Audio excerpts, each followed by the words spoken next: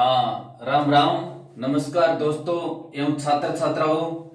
आज GK Ravindra Chauhan YouTube channel के ऊपर मैं फिर से रविंद्र चौहान ये शब्दकोश में शब्द ढूंढना ये नया टॉपिक लेकर के फिर से आपके बीच में हाजिर हूँ।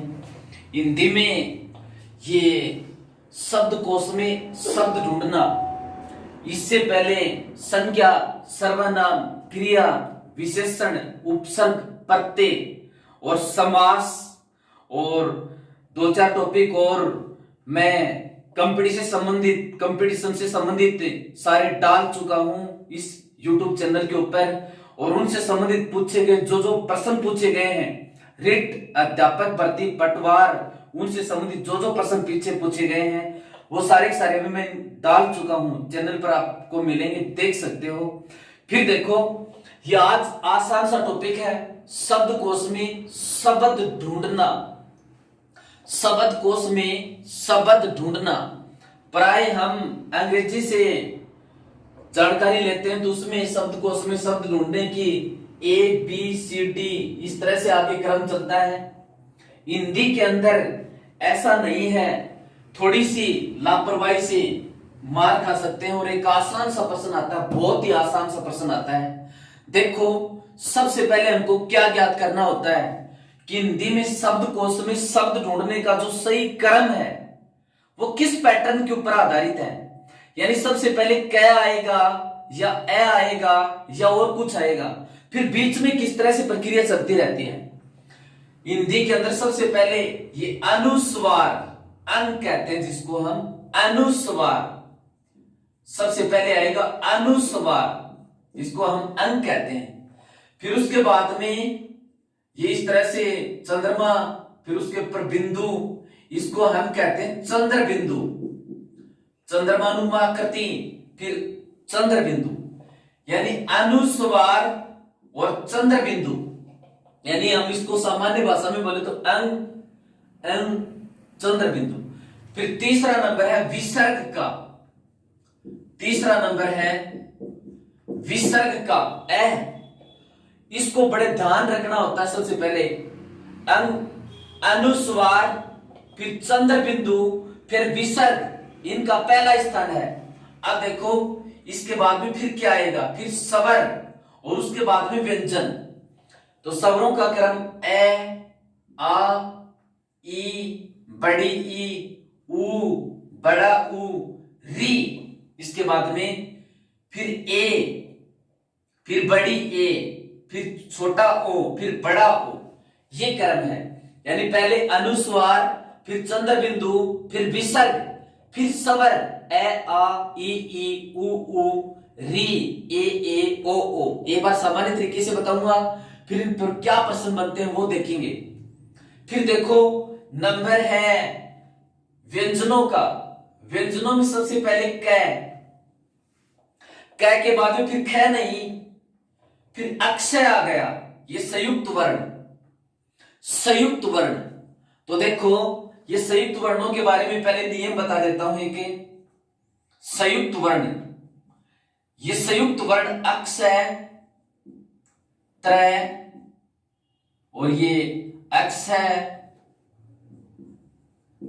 त्रय, जे, प्रय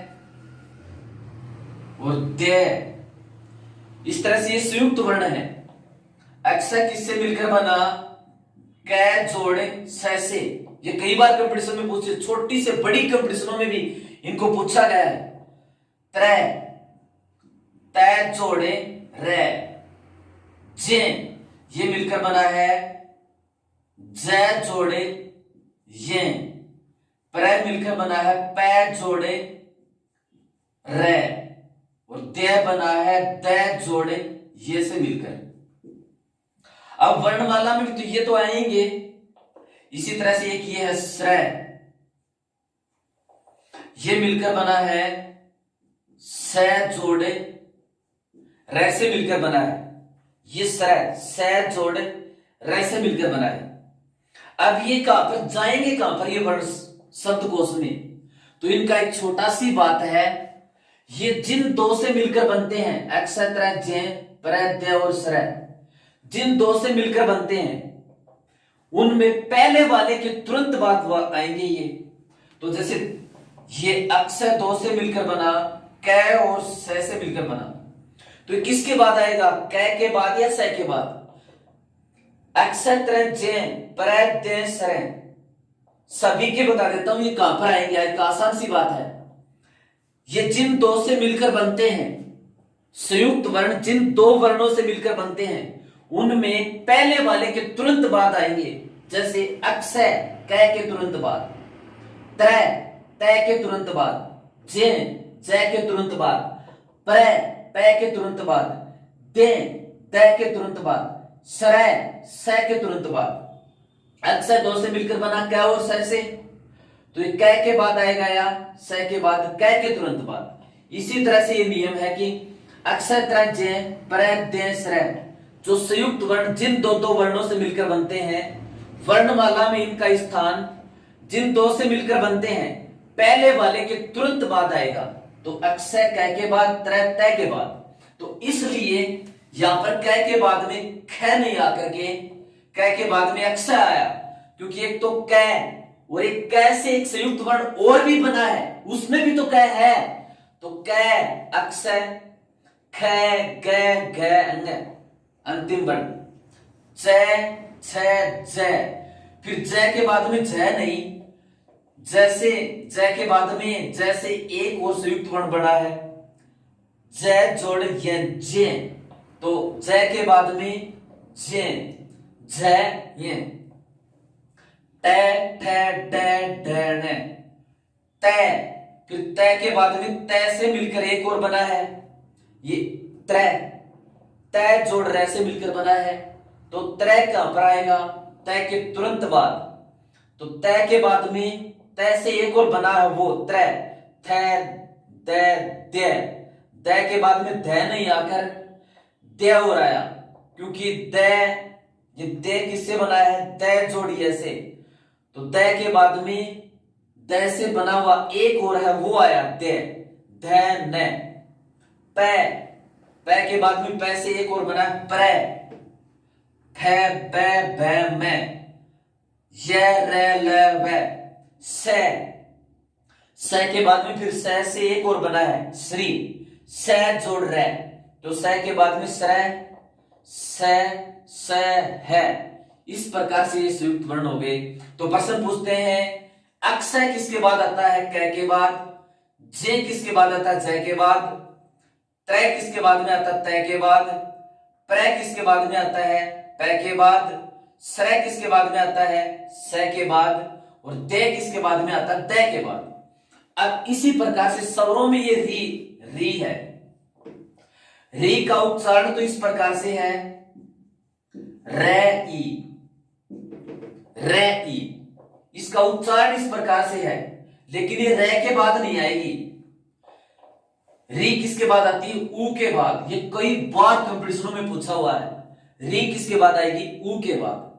तो शब्दकोश में शब्द ढूंढने का हिंदी में सही क्रम एक बार फिर से देखते हैं। अनुस्वार, चंद्र बिंदु, विसर्ग ए आ ई ई उ री ए ओ ओ। फिर व्यंजन, व्यंजनों में संयुक्त व्यंजन कहां पर? जो संयुक्त व्यंजन जिन दो वर्णों से मिलकर बना है, वो अब दो से मिलकर बना है, वो पहले वाले के बाद में, जैसे अक्षय क्या और स से मिलकर बना है, तो इसका पहले वाला क्या हो गया, तो ये कै के बाद में आएगा। इसी प्रकार से अन्य, तो कै के बाद में अक्षय ख ग, ये सिलसिला आगे चलता रहेगा। फिर देखो प्रश्न किस तरह से पूछते हैं। प्रश्न इस तरह से कि जैसे ये प्रश्न डाल दिया मैंने 7-8 वर्ण, एक ही प्रश्न में लगभग अभ्यास हो जाएगा। इसके बाद में छोटे मोटे जो पूछे हुए वो भी बताऊंगा। प्रश्न है कर्म, श्रम, कृषि, अक्षत्रिय, क्या, कंगन, कांच, काजल का शब्दकोश में सही क्रम है। बड़ा ही प्रश्न डाल दिया। कर्म नीचे रहे, फिर ऊपर रहे, कृषि, अक्षत्रिय, क्या, कंगन, कांच, काजल का शब्दकोश में सही क्रम है। तो इस प्रकार के शब्दों का सही क्रम देखने के लिए हम क्या करते हैं, शब्दों को पहले इस तरह से रफ पेज के ऊपर जचा लेते हैं, कॉपी में होता है। रफ पेज के ऊपर जचा लिया, बाकी अपने अभ्यास से, इतना अभ्यास करने से जचाने की जरूरत नहीं होती। लेकिन मैं प्रारंभिक स्टेप पर किस तरह से याद करते हैं वो तरीका आपको बताता हूं। करम, करम, कृषि, क्षत्रिय, क्या, कंगन, कंचन, कांच, काजल, दिए हुए शब्दों को जचा लिया, इनको खोला, स्वर अलग, व्यंजन अलग। तो कर्म का विस्तार इस तरह से हुआ, कै, कै, कै के नीचे फिर ये रे, रे के साथ में ए वर्ण, ए, फिर ये मैं था, मैं के साथ में ए स्वर। कर्म का वर्गीकरण इस तरह से हुआ, कै हलंत, कै के नीचे जो रे है वो रे में मात्रा ए की, ए, मैं और ए, इस तरह से खोला। इसी प्रकार से कर्म, कै ए, फिर ये ऊपर जो रे है ये आधा रे है तो इसको आधा लिख दिया। फिर मैं के साथ ए स्वर की मात्रा। फिर कस्सी, कै, कै के नीचे री की मात्रा, ये री स्वर, से और ई, से के साथ छोटी ई की मात्रा, से ई। अक्षत्रिय, कै से ए, अक्षय, कै से ए, अक्षय। फिर त्रिय में है तै, रे और ई की मात्रा, ई, य और ए। इसी प्रकार से सभी को जचा लिया। एक है क्या, तो कै आता, य और आ। कंगन, कै और कै के बाद में अंग यानी अनुस्वार, ये अड़े माना जाएगा, इसका नासिक्य माना जाएगा। जिस व्यंजन के ऊपर कोई भी अनुस्वार है यदि उसको व्यंजन के रूप में लिखे तो उस वर्ण का वो नासिक्य माना जाएगा। तो कै का नासिक्य अड़े भी कह सकते हैं, अंग भी कह सकते हैं। फिर गै के साथ ए स्वर, गै ए, न के साथ है स्वर। कंचन में कै अन, और कंचन में फिर आगे आने वाला जो च है उसका नासिक्य क्या है, ये, और ए उसके साथ स्वर, फिर न और ए। कांच में कै आ स्वर के ऊपर चंद्र बिंदु आ, च ए, च के साथ है स्वर। काजल में कै के साथ आ स्वर, तो कै आ, जय में जय के साथ ए स्वर, जय ए, ल में ल ए, काजल। ये हो गया। अब इसको शब्दकोश में देखते हैं कि पहला कौन सा आएगा, दूसरा कौन सा आएगा। कै सभी में पहली बार है, कै सभी में है, तो उसके बाद में देखते हैं ए भी है, इसमें ये अंग है, इसमें अंग है। तो देखो ये इन दोनों का नजदीकी मुकाबला हो गया। इसमें भी अंग है, इसमें भी अंग है, लेकिन कंगन में कै का नासिक्य अड़े, कंचन में च का नासिक्य यह है। तो इस दृष्टि से पहला नंबर किसका होया, अड़े पहले आता है, पहला नंबर कंगन का, तो पहला नंबर कंगन। दूसरा नंबर किसका हो गया, कंचन का। दूसरा नंबर किसका, कंचन का। तो कंगन और कंचन में कै के ऊपर भी अनुस्वार दोनों में, तो वो अनुस्वार किसमें बदलेगा, उस अनुस्वार से जो अगला वर्ण है उसके नासिक्य में।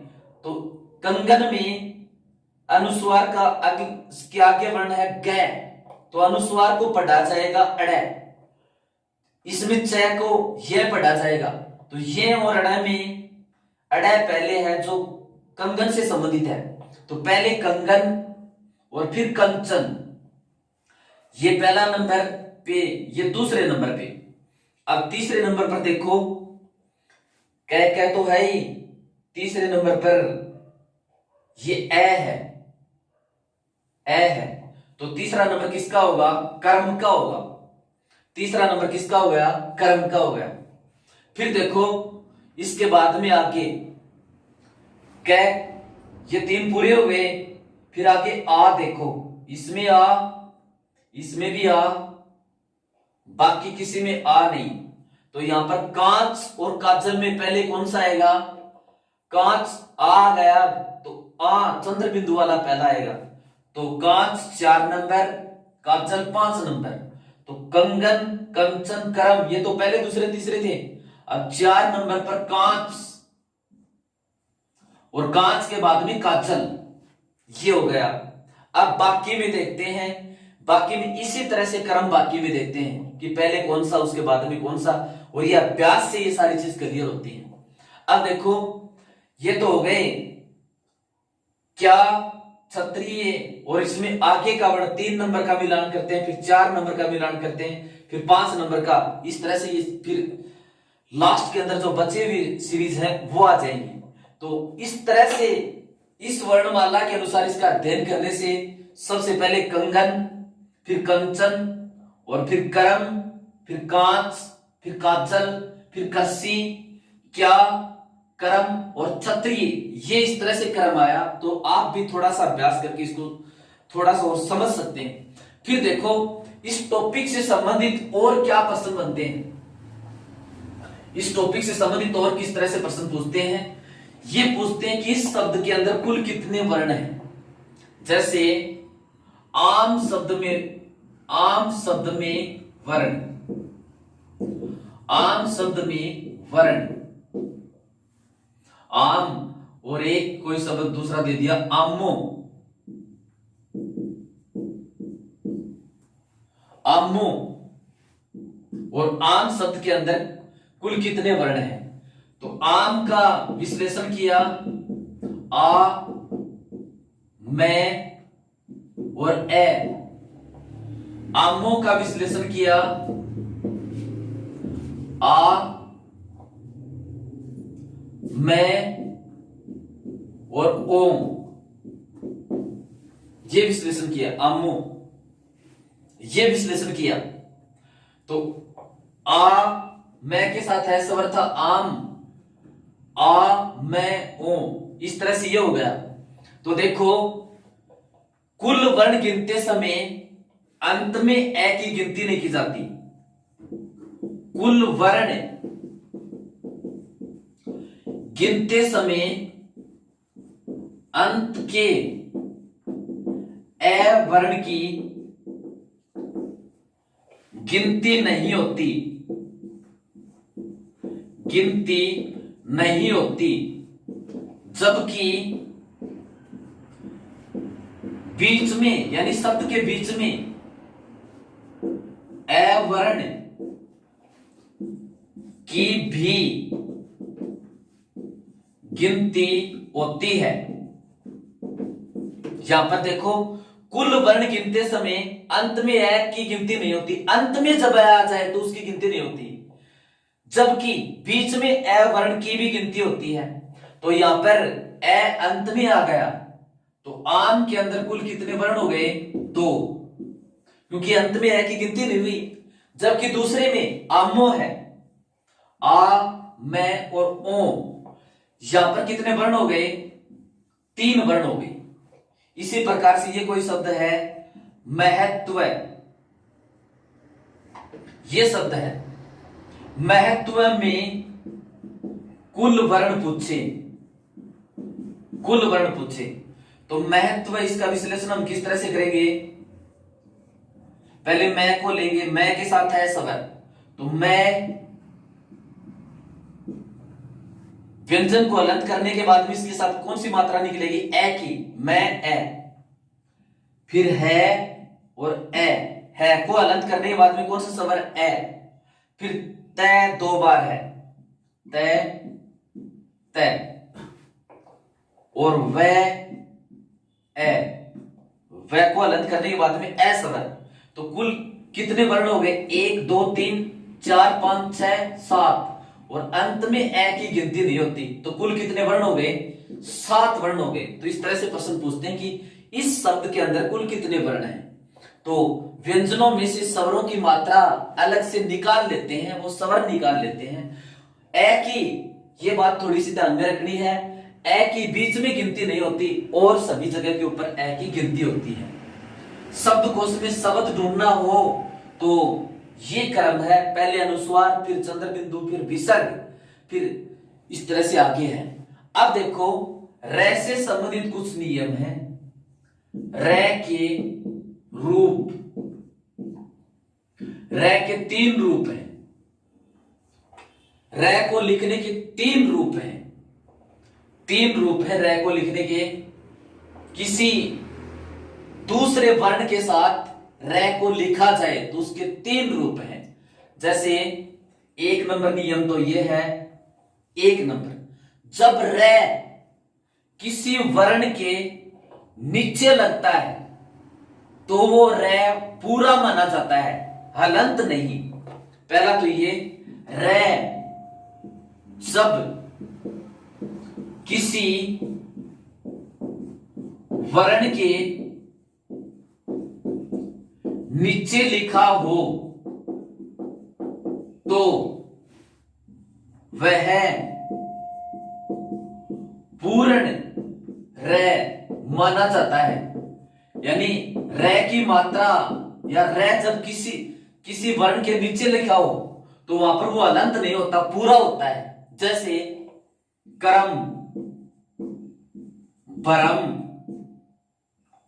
प्रश्न, ये है। कर्म में कै के नीचे रे लिखा हुआ है तो हम सोचते हैं कै पूरा है या रे पूरा है, तो नीचे वाला पूरा होता है और नीचे रे है। एक ही बात से क्लियर। कई बार 2 वर्ण, एक वर्ण दूसरे के ऊपर नीचे होता है तो नीचे वाला वर्ण पूरा होता है। तो यहां पर इसका विश्लेषण क्या होगा, कै रे ए, रे पूरा है, रे के साथ है स्वर, और मैं और ए।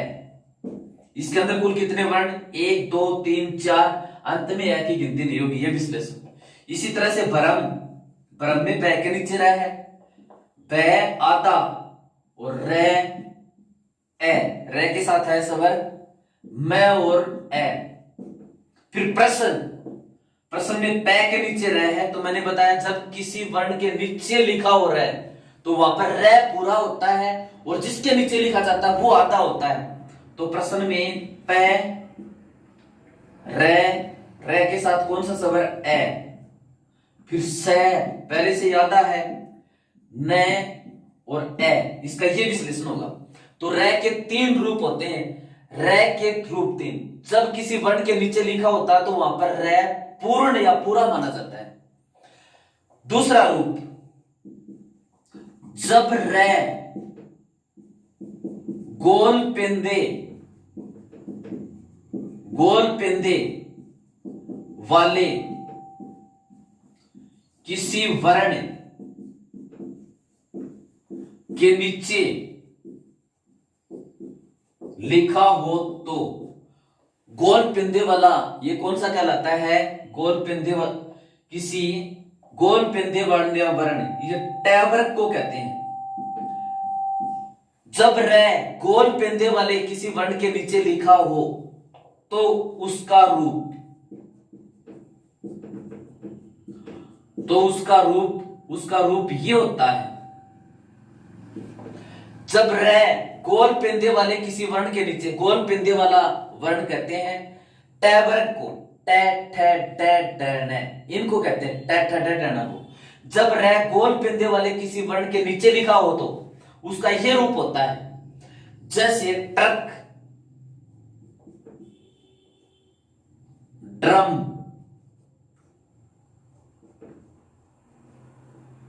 राष्ट्र। अब ट्रक के नीचे ये लिखा है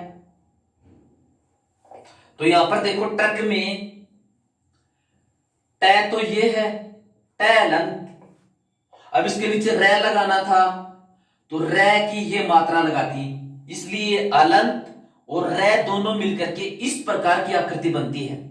ठीक है, तो ये इस प्रकार से रे लिखा हो तो इसका मतलब ये होगा ये तो वो अलंत का निशान है, वो वर्ण अलंत है, और ये इस तरह से ये निशान ये रे का है जो पूरा है। तो ट्रक का विश्लेषण क्या होगा, टे अलंत, टे ये अलंत, रे ये पूरे वाला ये निशान रे, और रे के साथ कौन सा स्वर, ए स्वर, कै और ए। इसी प्रकार से ड्रम में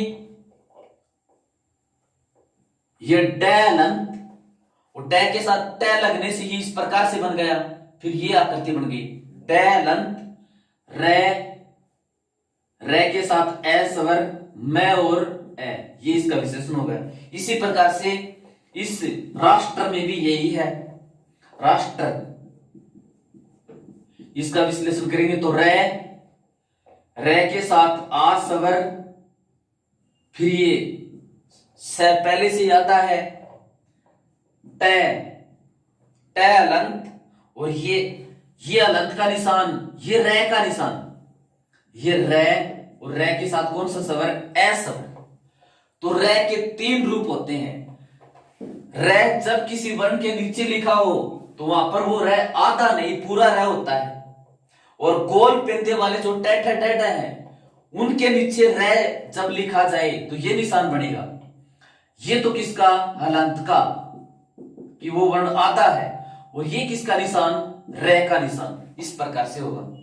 फिर देखो रे जब आधा हो, यानी रे जब हलंत हो, तो उसको कहां पर लिखा जाता है, रे जब अलंत हो। तीसरा नियम इसका, रे जब हलंत हो तो अपने से आगे आने वाले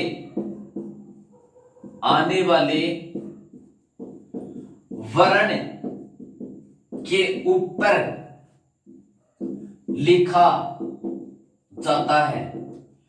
यानी इसका मतलब ये हुआ, रे को जब नीचे लिखा जाए तो पूरा, और ऊपर लिखा जाए तो रे आधा, यही तो मतलब निकला।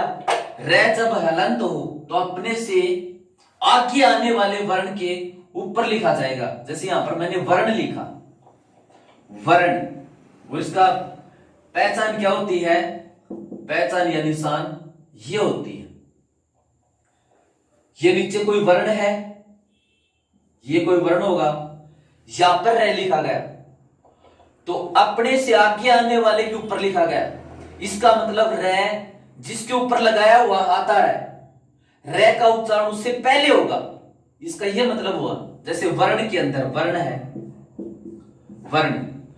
वर्ण का इसका मतलब यह हुआ, ये ऐसे है, वह, फिर आधा रे है, तो आधा रे लिखने की परंपरा कहां पर है, आधे रे को अपने से आगे वाले के ऊपर लिख दिया जाता है। तो रे के आगे वाला क्या होगा, अणे, इसको अणे के ऊपर लिख दिया।